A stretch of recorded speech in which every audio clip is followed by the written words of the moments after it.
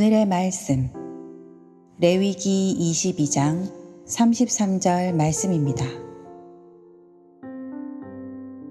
너희의 하나님이 되려고 너희를 애굽 땅에서 인도하여 낸 자니 나는 여호와이니라. 아멘.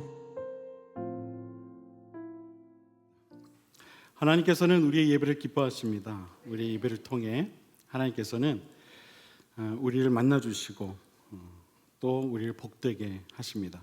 그래서 하나님께서는 예배를 참 소중하게 여기십니다. 또한 하나님께서는 우리의 예배를 받으실 때 우리의 마음의 중심을 보십니다. 우리의 마음의 중심을 보시고 하나님께서 그 예배를 받으시기도 하고 또 받지 아니하시기도 합니다. 우리가 잘 알고 있듯이 가인과 아벨의 제사가 바로 그와 같습니다. 이 마음의 중심을 통한 제사 또 그렇지 않은 제사를 하나님께서는 그 가인과 아벨의 제사를 통해 구별하신다는 것을 우리에게 일러주고 계십니다. 우리 기독교인들에게 있어서 이 예배는 참 소중한 경험이자 또 하나님을 만날 수 있는 거룩한 통로가 되는 줄 여러분 믿으시길 바랍니다.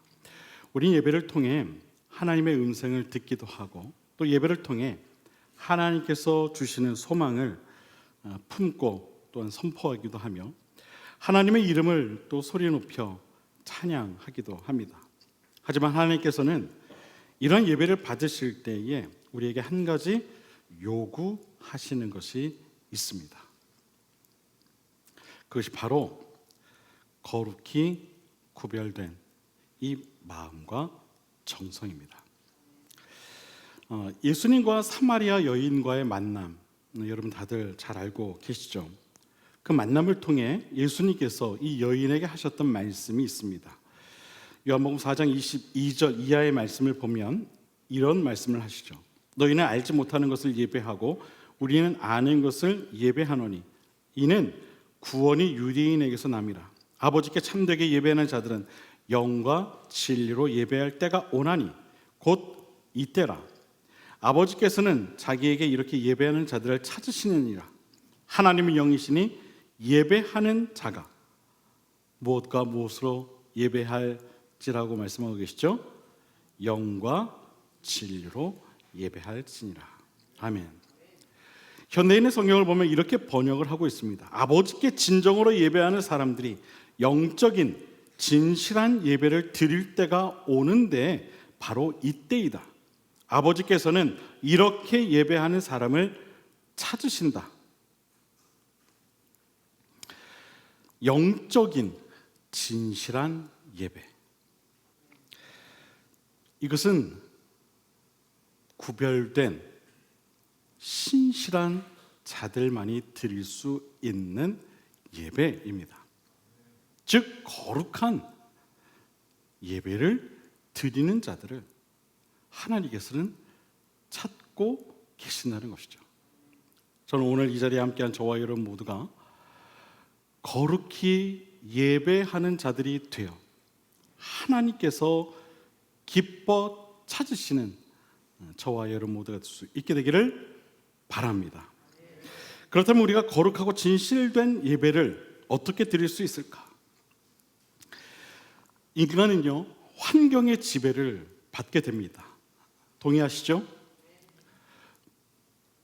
그래서 어떠한 환경에 있는가, 어떠한 환경에 놓이는가, 그것은 매우 중요합니다.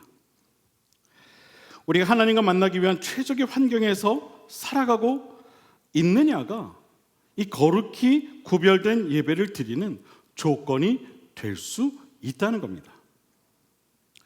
하나님께서 이스라엘 백성을 애굽으로부터 구해내신 궁극적인 이 목적이 무엇인지 성경은 이렇게 기록하고 있습니다. 레위기 22장 33절 오늘 말씀을 보면 너희의 하나님이 되려고 너희를 애굽 땅에서 인도하여 낸 자니 나는 여호와이니라. 아멘. 하나님께서 이스라엘 백성의 하나님이 되시기 위해, 여러분 좀 이상하지 않습니까? 분명 애굽 땅에 있던 이스라엘 백성들은 하나님을 섬기는 자들이었어요. 그런데 하나님께서는 너희들 애굽 땅에서 구해낸 이유에 대해 이렇게 말씀하고 계신 거예요. 너희의 하나님이 되려고. 이게 무슨 이야기일까요? 너희가 하나님을 섬기는 일이 이 애굽 땅에서는 도저히 허락되지 않으니 너희를 그 땅으로부터, 즉 너희의 그 환경으로부터 벗어나게 해주었다라는 것을 이야기하는 거예요. 여러분, 애굽에서 왜 이스라엘 백성들이 하나님과 함께 할 수 없었을까? 환경이 그랬어요. 성경이 기록된 이 애굽이란 땅은요, 억압과 핍박의 상징의 땅입니다. 억압과 핍박의 상징. 즉 하나님의 백성이 하나님을 섬기기 힘든 사단의 세력으로 가득한 곳, 억눌린 곳, 묶인 곳, 바로 그러한 곳이 애굽입니다. 실제로 이 애굽이라는 곳은 하나님의 백성들이 하나님을 거룩하게 구별되어 만날 수 없는 영적으로 매우 혼탁한 그런 상황이었습니다. 이방신으로 가득한 곳, 이스라엘 백성들의 자유를 억압하는 곳, 하나님을 마음 놓고 섬길 수 없는 곳, 그것이 바로 애굽이었습니다. 하나님께서는 이러한 이스라엘 백성들의 그 힘듦을 보시고 그들을 그 힘들고 고난의 길인 광야 가운데로 이끌어 내셨던 것입니다. 차라리 이 애굽보다 광야가 더 나을 수 있었다는 것입니다. 하나님께서는 비록 광야일지라도 이스라엘 백성들이 하나님과 함께하며 세상과 구별되어 거룩한 생활을 할 수 있다면, 비록 그 길이 힘들고 어렵더라도 그것이 더 나은 것으로 여긴 것입니다. 우리 신앙이 세상의 익숙함으로 인해 하나님을 멀리하는 어리석은 신앙이 되도록 해서는 안 됩니다. 애굽으로부터 벗어났던 이스라엘 백성들이 광야길에서 먹을 것이 없게 되자 모세를 향해 원망한 것을 우리는 잘 알고 있습니다. 차라리 애굽에서 배부르게 먹고 죽는 게 훨씬 낫다고 말하면서 우리를 광야길에서 굶어 죽이려고 이끌어내었냐며 원망하던 이스라엘 백성들의 모습을 우리는 모두 기억하고 있습니다. 그러나 여러분, 하나님을 섬기는 곳이 비록 광야일지라도 어둠의 땅, 이방신으로 가득한 땅, 하나님을 마음 놓고 섬길 수 없는 땅, 애굽보다는 훨씬 더 나은 곳이라는 사실을 우리는 기억해야 할 줄로 믿습니다. 바라기는 여러분의 환경이 먼저 항상 하나님을 섬기기에 부족함이 없는 거룩한 환경이 되기를 주님의 이름으로 간절히 축원을 드립니다. 레위기 10장 1절과 2절을 보면 아론의 아들 나답과 아비후가 하나님께서 명령하신 제사를 드리지 않아 하나님 앞에서 행악하여 죽임을 당하는 장면이 나옵니다. 이들은 하나님의 말씀을 따라 행하지 않아 죽임을 당한 것입니다. 즉 하나님께로부터 벗어난 그들의 그 행위로 인한 죄가 결국 그들을 죽음으로 이끌었다는 겁니다. 여러분, 우리는 하나님께서 거룩하게 구별한 존재라는 사실을 확신으로 살아갈 필요가 있습니다. 확신할 필요가 있다는 거예요. 하나님이 거룩하게 구별한 존재라는 사실에 대해 확신을 하며 살아가야 한다는 것이죠. 하나님께서는 우리가 모든 것에 있어서 거룩하게 구별되기를 원하십니다. 우리의 생각, 우리의 행동, 우리의 환경과 우리의 모든 삶에 있어서 하나님 앞에서 거룩하고 구별된 그러한 생각과 행동과 환경과 삶이 되기를 원하신다는 겁니다. 그러기 위해 우리는요, 먼저 우리 자신이 어떤 존재인가를 확신할 필요가 있어요. 바로 거룩한 존재에 대한 확신이 있어야 된다는 거예요.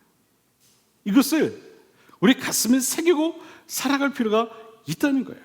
나는 거룩한 존재야. 나는 거룩한 존재야. 그런 마음의 확신이 먼저 있어야 된다는 거예요. 여러분, 구별이란 말은 종류에 따라 갈라놓다 혹은 차이에 따라 어떤 차별을 두다, 그런 의미가 있는 말입니다. 그것이 구별이라는 말이에요. 우리는 거룩한 구별을 위해 어떤 노력을 하고 있는지 스스로 생각해 볼 필요가 있어요.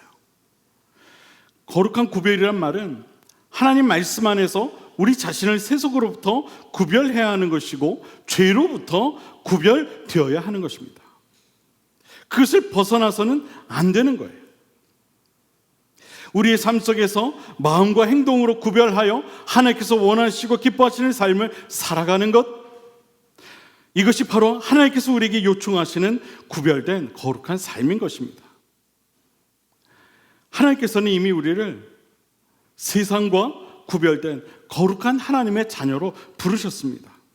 베드로전서 2장 9절과 10절 말씀을 보면 이런 말씀이 기록되어 있죠. 너희는 택하신 족속이요, 왕 같은 제사장들이요, 거룩한 나라요, 그의 소유가 된 백성이니 이는 너희를 어두운 데서 불러내어 그의 기이한 빛에 들어가게 하신 이의 아름다운 덕을 선포하게 하려 하심이라. 너희가 전에는 백성이 아니더니 이제는 하나님의 백성이요, 전에는 긍휼을 얻지 못하였더니 이제는 긍휼을 얻은 자니라. 아멘. 여러분, 성경 우리에게 분명히 말씀하고 있습니다. 너희가 전에는 백성이 아니었지만 이제는 뭐라고요? 너희 하나님의 백성이다. 구약에는 하나님께서 특별히 구별한 자들만 하나님 앞에 나아갈 수 있었죠. 그러나 예수 그리스도의 보혈의 능력으로 이제는 모든 이들이 하나님 앞에 나아갈 수 있는 은총을 얻게 되었습니다. 우리 모두도 그런 은총 아래에 있는 자들이라는 거예요. 여러분, 이것이 얼마나 큰 놀라운 은혜입니까? 우리는 우리가 어떤 존재로 변화되었는가에 대한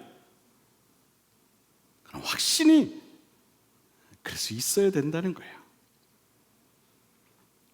우리가 어떤 은혜를 받은 존재인가, 그것에 대한 믿음이 있어야 되는 거예요.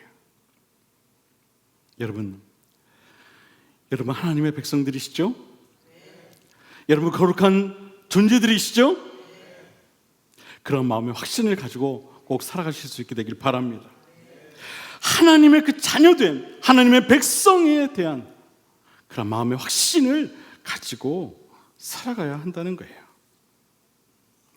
우리 육신이 비록 지금 세상과 더불어 살아가고 있지만 우리는 이미 하나님께서 택하신 족속이요, 왕 같은 제사장이요, 거룩한 나라요, 하나님의 소유된 백성이라는 사실을 우리는 결코 잊어서는 안 될 줄로 믿습니다. 교회가 바로 그런 곳이에요. 교회가 바로 그런 곳입니다. 교회는 바로 이처럼 하나님의 부르심을 받아 거룩하게 구별된 자들의 모임인 거예요. 그러므로 그리스도의 몸된 교회는 공동체적이든 혹은 개인적이든 그 전제에 항상 이 거룩하다는 그런 조건이 있게 되는 겁니다. 거룩한 교회, 거룩한 백성. 에베소서 2장 21절과 22절에 보면 이런 말씀이 기록되어 있어요. 그의 안에서 건물마다 서로 연결하여 주 안에서 성전이 되어가고 너희도 성령 안에서 하나님의 거하실 처소가 되기 위하여 그리스도 예수 안에서 함께 지어져 가느니라. 또한 고린도전서 3장 16절과 17절을 보면 이런 말씀이 기록되어 있습니다. 너희는 너희가 하나님의 성전인 것과 하나님의 성령이 너희 안에 계시는 것을 알지 못하느냐. 누구든지 하나님의 성전을 더럽히면 하나님이 그 사람을 멸시하시리라. 하나님의 성전은 거룩하니 너희도 그러하니라. 아멘. 그리스도의 피값을 주고 산 모든 교회는 거룩할지니라. 주님의 말씀입니다. 또한 교회를 이루는 모든 성도 또한 거룩할지니라. 주님의 말씀입니다. 여러분, 이것은요 성경적 진리입니다. 누구도 부인하거나 거절할 수 없는 진리입니다. 변함없는 진리입니다. 하나님의 교회는 거룩하다. 하나님의 교회를 이루는 모든 백성은 거룩하다. 그리스도의 피값을 주고 산 비산그림교회는 거룩하다. 비산그림교회를 이루는 모든 성도 또한 거룩하다. 이것은 진리입니다. 우리는 이러한 마음의 확신이 있어야 되는 거예요.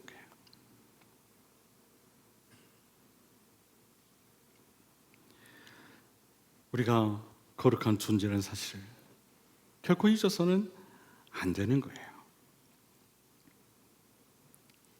날이 찌는 듯 더워도 우리는 거룩한 존재인 거예요.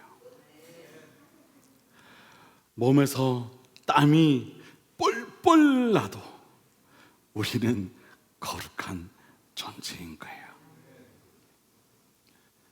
모든 상황과 환경이 무언가 좀 불합리해 보이고 불편해 보여도 나는 거룩한 존재인 거예요. 무언가 내 뜻대로 되는 것 같아 보이지 않아도 나는 거룩한 존재인 거예요.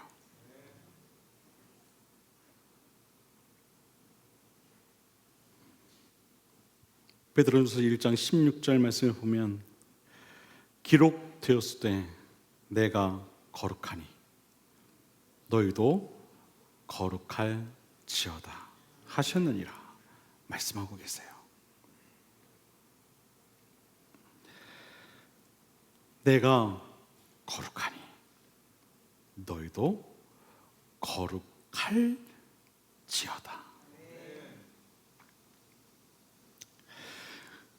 거룩한 하나님께서 당신의 백성인 우리를 향해 말씀하고 있는 거예요. 고린도전서 1장 2절 이하를 보면 이런 말씀이 기록되어 있습니다. 고린도에 있는 하나님의 교회 곧 그리스도 예수 안에서 거룩하여지고 성도라 부르심을 받은 자들과 또 각 처에서 우리의 주 곧 그들과 우리의 주 되신 예수 그리스도의 이름을 부르는 모든 자들에게 하나님 우리 아버지와 주 예수 그리스도로부터 은혜와 평강이 있기를 원하노라. 아멘. 사도 바울은 고린도에 있는 성도들을 향해 이렇게 이야기합니다.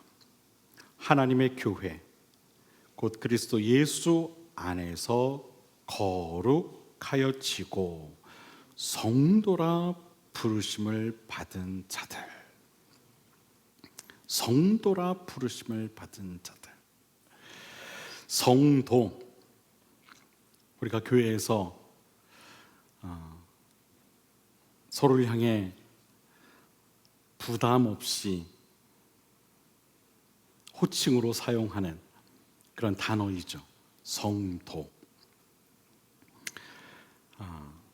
거룩할 성 혹은 성인성, 도, 무리도.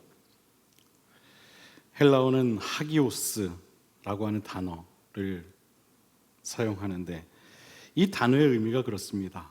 거룩하게 하다, 성별하다, 봉헌하다, 그런 뜻이 있어요. 그러니까 성도라고 하는 단어는 그냥 가볍게 부르는 그런 호칭이 결코 아닙니다.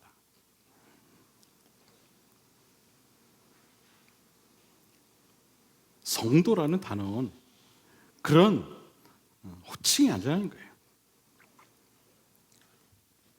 어떻게 보면 집사, 권사, 장로, 목사보다 훨씬 더 무게 있고 또한 의미 있는 그런 호칭인 것입니다. 성도라는 단어.